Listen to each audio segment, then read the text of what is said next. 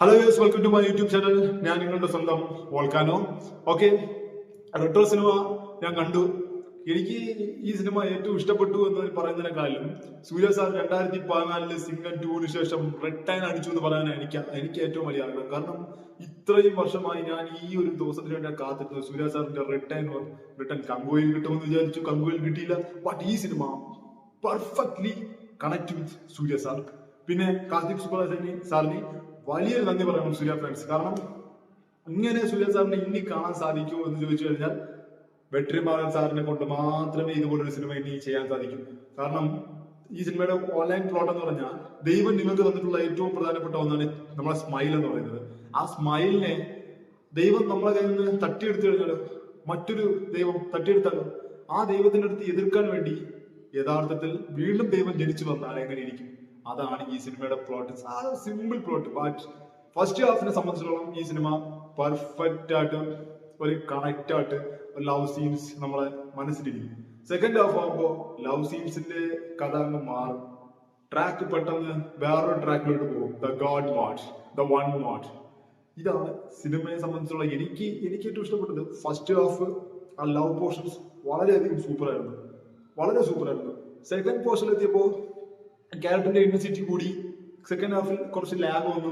ആ ലാഗ് പക്ഷേ സൂര്യ സാറിന്റെ ക്യാരക്ടർ വരുമ്പോൾ ആ ലാഗ് മാറും. പിന്നെ ഇതിലെ ക്യാരക്ടേഴ്സ് ഓരോരുത്തരെ പറഞ്ഞ് ഞാൻ വേസ്റ്റ് കളയുന്നില്ല. കാരണം ഇതിലെ മൊത്ത സിനിമയും പോസിറ്റീവാണ്. എനിക്ക് പോസിറ്റീവാണ്, മൊത്ത സിനിമയും പോസിറ്റീവായിട്ടാണ് തോന്നിയത്. മൊത്ത ഗ്രാഫ് എടുത്തു നോക്കിക്കഴിഞ്ഞാൽ പോസിറ്റീവ് ഇങ്ങനെ പോയിക്കൊണ്ടേയിരിക്കും. ഒരു മാറ്റമില്ല, ഗ്രാഫിൽ ഒരു മാറ്റമില്ല, പോയിക്കൊണ്ടേയിരിക്കും, മുകളിലോട്ട് പോയിക്കൊണ്ടേയിരിക്കും. അതായത് ജോജു ജോർജ് സാറിന് സൂപ്പർ സീനാ, ഒരു രക്ഷയില്ല.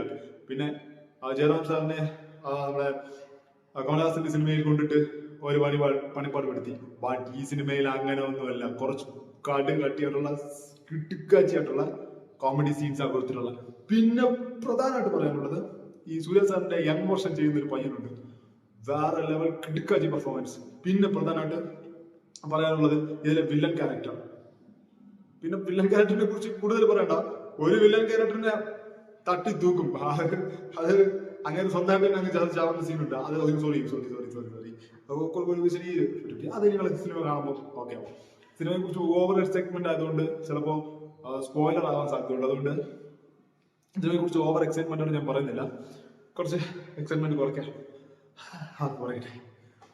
ഇനി ഞാൻ പ്രധാനമായിട്ട് ഈ സിനിമയെ കുറിച്ച് പറഞ്ഞാൽ, ഈ സിനിമ എല്ലാ ഓഡിയൻസിനും കണക്ട് ആവാൻ സാധ്യതയില്ല. കുറച്ച് ഓഡിയൻസ് പോസിറ്റീവ് പറയും, കുറച്ച് ഓഡിയൻസ് നെഗറ്റീവ് പറയും. കാരണം എല്ലാ ഓഡിയൻസിനും കണക്ട് ആവാൻ സാധ്യതയില്ല. ബട്ട് ഈ സിനിമയിലെ ഇന്റൻസിറ്റി എന്ന് പറഞ്ഞാൽ വളരെ വളരെ വലുതാണ്. ഈ സിനിമയിലെ ഗ്രാഫ് എന്ന് പറഞ്ഞാൽ വളരെ വലുതാണ്.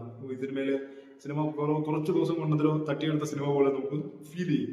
ബട്ട് സൂര്യ സാറിന്റെ പ്രസൻസ് ഞാൻ പറയുന്നു വേറെ ലെവലാ. സൂര്യ സാറിന്റെ പെർഫോമൻസ് വേറെ ലെവൽ. സൂര്യ സാർ കഴിഞ്ഞ 14 വർഷത്തിനിടയിൽ നല്ല നല്ല ചിത്രങ്ങൾ ചെയ്തിട്ടുണ്ട്. ഉദാഹരണത്തിന് 24 ചെയ്തു, പൊട്ടിപ്പോയി.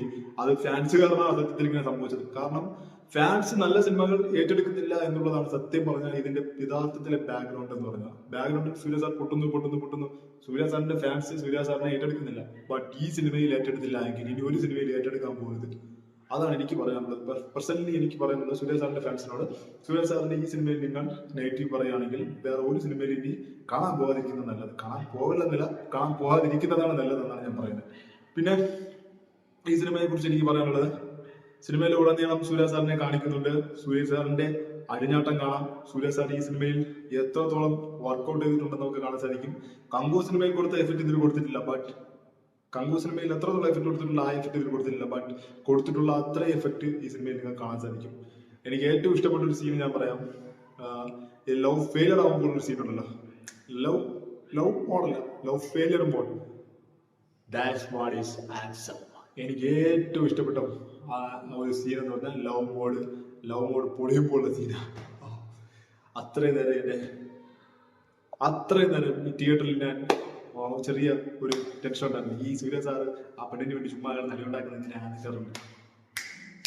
ലവ് പൊളിയപ്പോഴുള്ള സീനാണ് മോനെ സീന്. തിയേറ്ററിൽ ചെന്നിരുന്ന് കാണുക, ആസ്വദിക്കുക, പൊളിച്ചടുക്കി കുറച്ച് ആൾക്കാരെയൊക്കെ കൂടി കൊണ്ടുപോയാൽ പടം കൂക്ക് വിളിച്ച് ആസ്വദിച്ച് കാണാൻ പറ്റിയ ഒരു കിടുക്കാച്ചി പടം. ഇനി സൂര്യ സാറിന്റെ ലൈഫിൽ ഇങ്ങനെ ഒരു പടം കിട്ടാൻ സാധ്യതയല്ല. പോയി അടിച്ച് പൊളിച്ച് കാണുക. I like it. മറ്റൊരു വീഡിയോയുമായി ഞാൻ വരാം. അതുവരെ nice to meet you and goodbye. Okay.